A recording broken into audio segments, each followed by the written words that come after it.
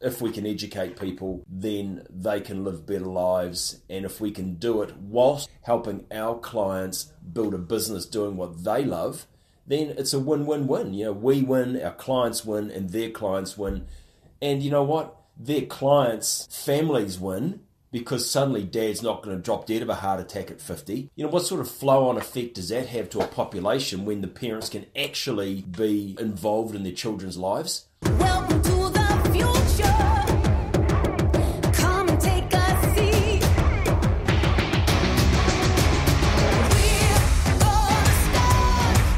Welcome to MacroActive Radio. This series takes you behind the scenes of the secret strategies and hands-on tactics that year after year have produced million-dollar results for an elite movement of influencers, experts, and mentors in the health and wellness industry. Our members are a new breed of influencer who share a common vision, not only for increasing their reach and impact, but also for being unafraid of scaling their lifestyle businesses to create enormously prosperous and sustainable, balanced lives for themselves and their loved ones. Listen and learn and join the movement. Welcome to MacroActive Radio. Today we have the founder of MacroActive appropriately joining us, John Franich. And John, welcome to the show. Thanks, Ken. It's a pleasure to be here. Went down the list of what are we going to talk about? Oh, let's interview each other. So that's where we're starting. But so John, tell me about yourself and sort of the genesis of MacroActive. I mean, it was after Joseph Rakich. Episode 1 was the Joseph Rakich story, and so we sort of know that much. But take us sort of you're in the growth mode of JRF, and then where was the genesis of, wait a minute, this could work for rugby or rowing or yoga?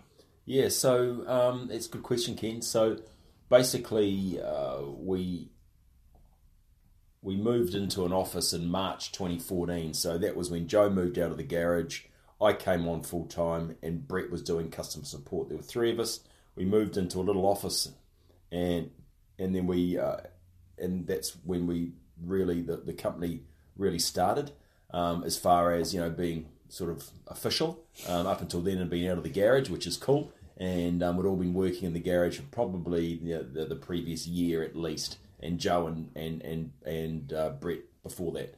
So anyway, long story short, so March 2014, we moved into the office. The previous November, we had launched the second version of the software for JRF.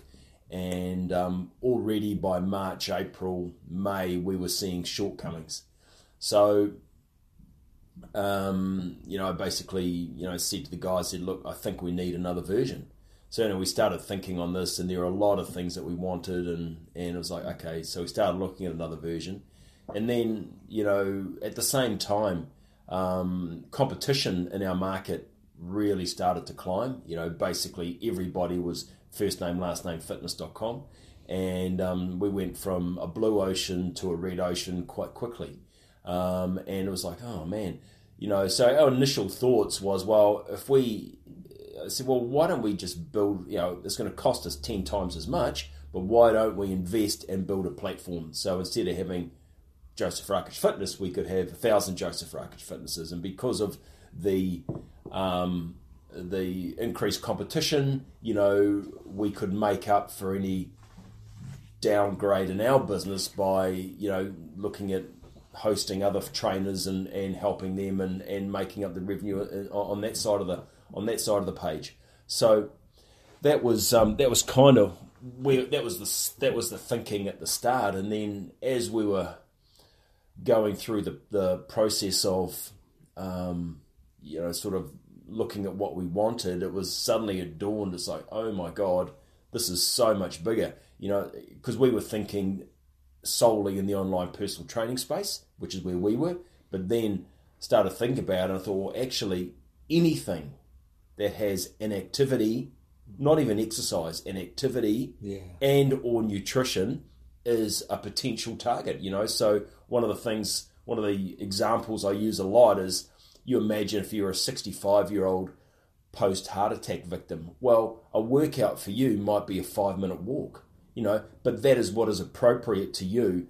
And therefore, you look at that one example, then, hospitals, doctors, in New Zealand, we have the New Zealand Heart Foundation, they're all potential customers for MacroActive if they want to offer, appropriate exercise and nutrition programs for their particular client base, which would be completely different to anything like Joseph Rakic Fitness. So that's kind of when the penny really dropped, and it dawned on us as, oh my God, what we've got here is potentially massive.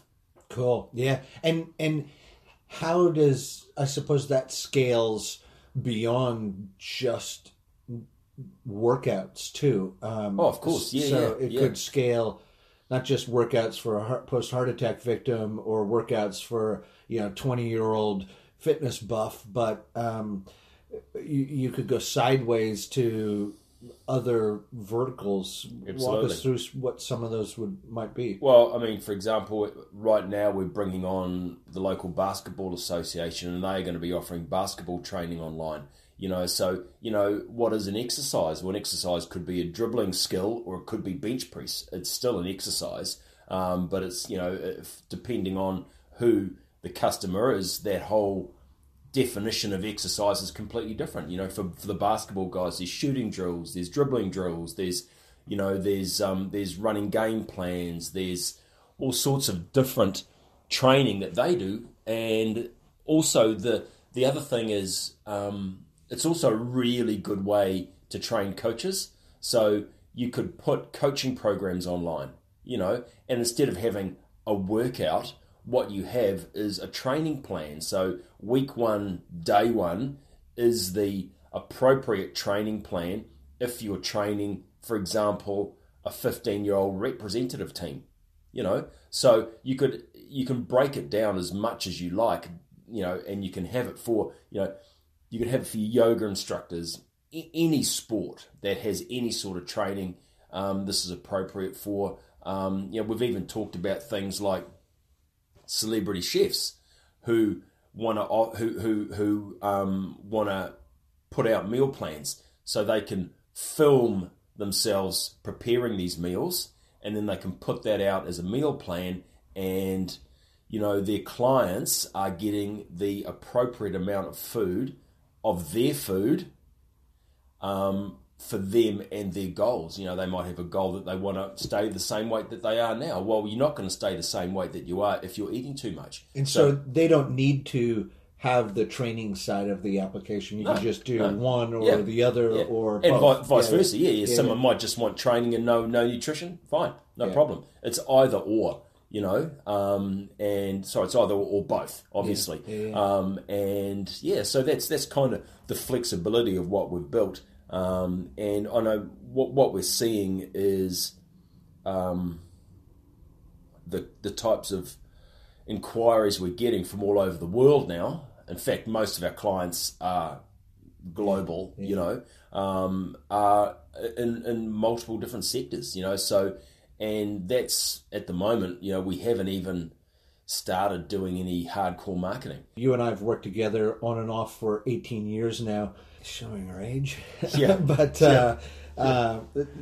what I love most about this story is how you had that oh my God epiphany, and then you built the app, you've built the platform, and quite robustly, I might add. But walk our audience through, what does MacroActive mean to you? And well, and this is one of the reasons that I instantly clicked when Joe walked into our office at DMD.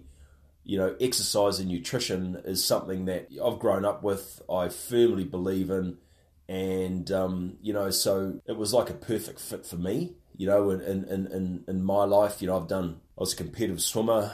I played a lot. I played rugby. I've been a triathlete, done the Ironman, run marathons, done a lot of off-road cycling, off-road running.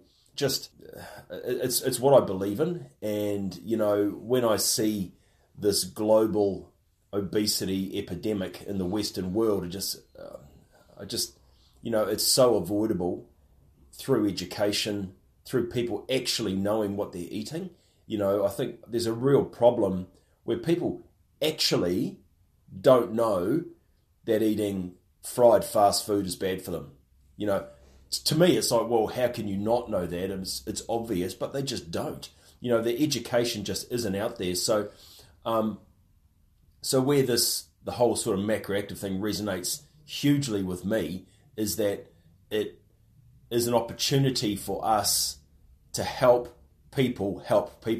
So if we can get out to 1,000 trainers and each of those trainers can get out to 1,000 people, well, you're helping a lot of people, and some of our trainers are getting out to tens of thousands, exactly, hundreds of thousands, exactly, right? Yeah, exactly. So if they can be making differences in those sort of numbers, then we're actually affecting populations, and that's, to me, that's really important, that what we do has a greater good effect. So that's kind of, I really, really, really believe that if we can educate people, then they can live better lives. And if we can do it whilst at the same time helping our clients build a business doing what they love, then it's a win-win-win. We win, our clients win, and their clients win. And you know what? Their clients' families win, because suddenly dad's not going to drop dead of a heart attack at 50. Mum can actually run around the backyard with the kids rather than being too big to move. What sort of flow-on effect does that have to a population when the parents can actually be involved in their children's lives, rather than being, too big and too injured through being too big to actually be involved. It's a sad thing when you go somewhere and you see entire families overweight, like seriously overweight. I just look at that and just go, that is a tragedy. It's a tragedy because it's avoidable. It's avoidable. It's so avoidable. And you know what? And I feel most for the children, because where's their choice in this? They get fed what they get fed, and they do what they do. Their parents aren't active, therefore they're not active. And in some ways, it's the children I feel the most for. The parents. It's a tough one. Yeah, you see the hip transplants. Oh, yesterday. Yeah. Honestly, yeah. I'm online. I'm on the Guardian newspaper, and last year, 14 children aged between 10 and 14 had hip and some other joint replacement because they were so big and they had worn out their joints by the age of, between the ages of 10 to 14. That is just unbelievably tragic and so avoidable. And I suppose that's your why. Yeah, absolutely. Yeah, 100%. Yep. So switching gears, how would you tell us about the company culture? You've built this from a garage, and you've peeled out a second company from the original Joseph Rakich Fitness. Talk to us about the culture, I suppose, of both companies, but specifically MacroActive. Well, my firm belief is that you need to treat people like adults with respect, and go into any relationship with the people you work with on the understanding that you're both going to perform your role and perform it to your utmost ability. So, I'm a firm believer in a very flexible working environment, where if people have children or they need to do things, do it. Absolutely do it. And I think that, Ken. We run a pretty fluid operation here around people getting their jobs done. They don't always have to be in the office. They can be, it's all good from that perspective. And what I find is that on the whole, if you're talking 80-20, probably 90-10, 90% of the people do their jobs above and beyond 90% of the time, which is awesome. Okay, you get the odd person that may not do it, but you know what? They tend to weed themselves out. Yeah, they find their way out. They find their way out of the business, you know. So we're yet to actually have to fire anyone. You know, we're obviously doing something right in that the people we want to keep are staying, and the people that don't feel like they fit in feel that they want to move on from, you know, because of their reasons, which is great, you know. What's the most exciting thing in the company that's happened for you this last year? Wow. So, you know, a year ago, we moved from our tiny office to our house, and then a year later, we've outgrown the house, and we're now moving into a space that is 6 times bigger than our original office. That's like, wow.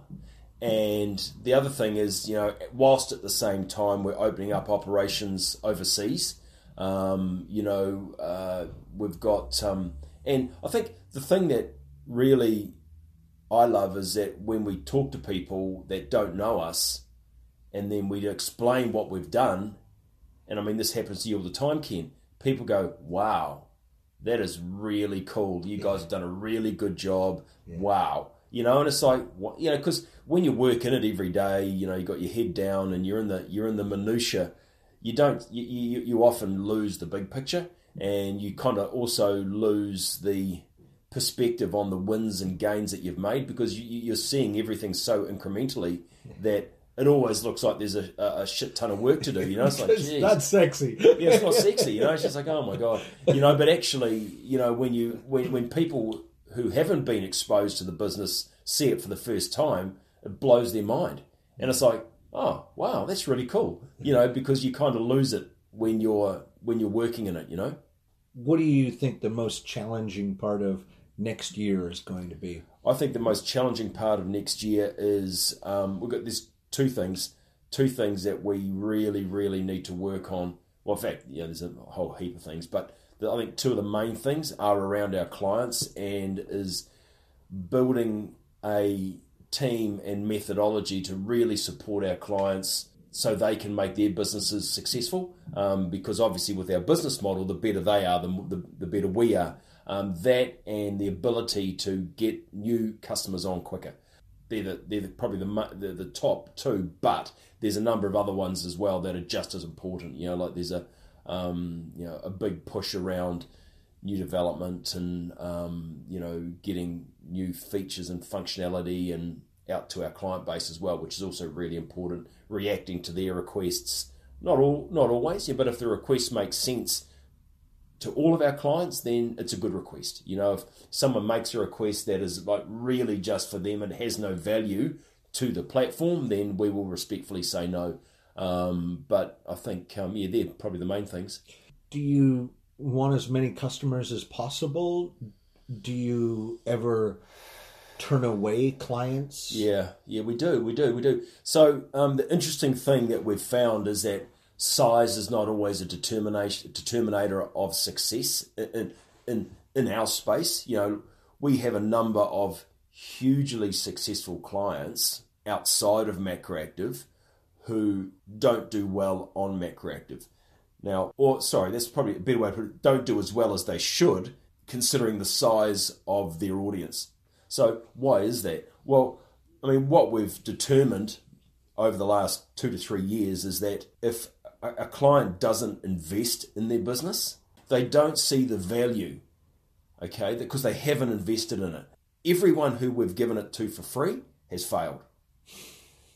Say that again. Yeah, I just can't believe it. Yeah, everybody that we have given the setup fee, which isn't large, for free, has failed. So now we have made a management decision, of which you were part of, Ken, that we don't do free. You know, even for anyone, because it just doesn't work. You know, but the people that we see who do really well on our platform are, I won't even say business savvy, because some of them aren't, but what they are is hungry. They have consistent. They are consistent. They have a large appetite for work, i.e., marketing their business, doing what is required to make sure their business works, and along the way, they're learning business. Now, some of them already know business, and if they know business and they have the work ethic and the consistency, then they do really well, But, we've got 20-year-olds that are turning over $50,000 to $60,000 a month, and then we've got other guys turning over $300,000-$400,000 a month, So, and then we've got guys that are bigger than all of them turning over $3,000 a month, because they don't hustle, they don't work, they expect it all to be done, and it just doesn't work that way. You have to be involved in a business, and you have to work a business in order for that business to be successful. It doesn't matter what you do. There's no free lunch. There's no free lunch. And this is my biggest bugbear is these guys just go, and women, I'm bigger than Texas. It's just going to happen for me. Well, no, it won't. Yeah, no, it won't. And so, have you actually ever turned away a client, or why is that? And how do you go about that? Well, we've turned away lots of clients. A lot of them are just, if they're worried about setup fee, then that's an alarm bell. Because if you're not prepared to invest in a business, then what sort of business do you get for $7,500? You don't get anything, So it's like, okay. Yeah. And a lot of them, a lot of them are too small for us at this point, and there would be no point them spending that money on our platform because they wouldn't do any good because they don't have a large enough audience. Better to spend the $7,500 on exactly building an audience. That's exactly right, and that's exactly what we say to them. We turn them away and say, "Hey, we don't want your money. We suggest you spend that money building your audience, and once you get to the point where you can no longer manually cater for the meal plans and workout programs of your clients, then come and see us." Yeah, it's when the wheels start to wobble. Yep. Then come and see us. That's a good time to chat. That's a good time to chat. Yeah. So, and we've had a number of potential clients on the phone, sometimes with their accountants, and their accountants cannot believe that we are saying, actually, we think that you should spend your money on building your audience versus on us. I see that a lot. People want to sort of build Rome and then go see if it, they can get people to live in it. It's like, what happened to the lean startup? Exactly. Launch early, launch often. Yeah. Exactly right, mate. Exactly right. Cool. Any parting words for our audience today? Well, what I'd like to say is, in my time, if there's one lesson that I've learned, it's through knowing guys like Joseph Franich and you, Ken, as well. The people who I have the most respect for, the people who I see as the most inspirational, are not necessarily what some people would consider the most successful, but in my book they are, because it's all about perseverance. If you turn up and you give 100% every day for year after year, you will get there. I guarantee it.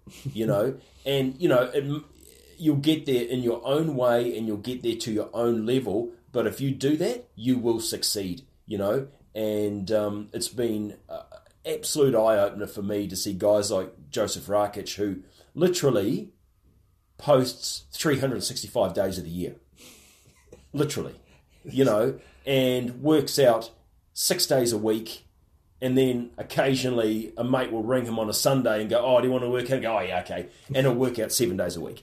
And it's just that consistency, day after day after day, and it's perseverance. And if I could give anyone a shout out around that, I would say definitely listen to Gary V.